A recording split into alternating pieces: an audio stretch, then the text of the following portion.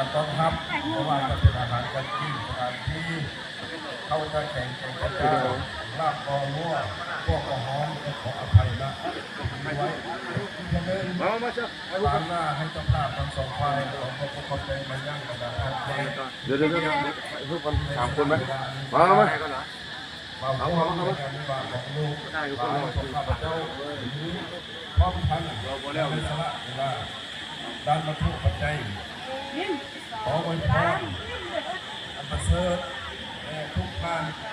จงสุขภาพแข็งแรงปรารถนาเป็นชีวิตของคุณให้แก่ลูกหลานของข้าพเจ้าไว้ขอขอบใจ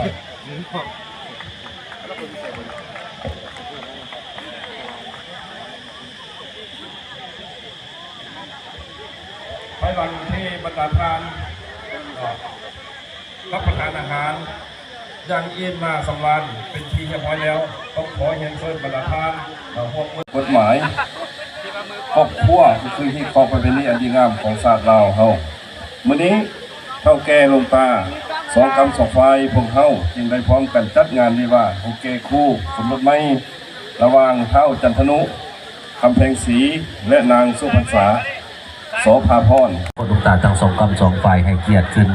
กล่าวมีคำคิดคำเห็นในงานดังกล่าวกล่าวเปิดพื้นที่กล่าวว่าจีโอวาทให้แก่ทั้งผู้สร้างครอบครัวใหม่ลำดับต่อไป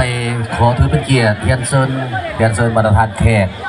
ทุกตัวทุกตังทานยิ่งตาใจให้เกียรติเก่าหัวพระเก่าสมัคคีคำเพื่อเป็นสิริมงคลเพิ่มบุญบารมีให้แก่ทั้งน้องนุ่งลูกหลานเจ้าของงานวิวาห์มหามงคลในค่ำคืนของมื้อนี้และกระทำกลางบรรดาท่านแขกจริงอันไหนที่ลูกหลานพวกข้าพเจ้าที่สร้างครอบครัวไม่หักไปประสานอย่างบงามไปประทิพ้องล่องประพฤติเฮียนทึกห้องก็ขอฝากไว้ในบรรดาท่านที่เทียบการจะตั้ง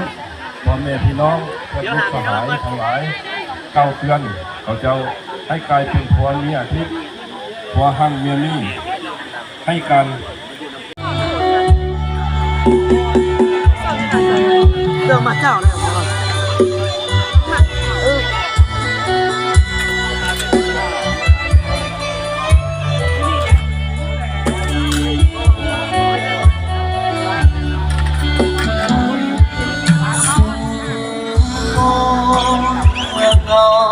แต่คนก่อนเก่ามีองค์พ่อสมปองเป็นคู่กันแล้วได้เป็นผัวทิพย์เมียแก่เน่แล้วก็ความสุขสันต์แม่นยาเห็นพาผิดไปอภัยให้กันดวงใจสองจงยึดมั่น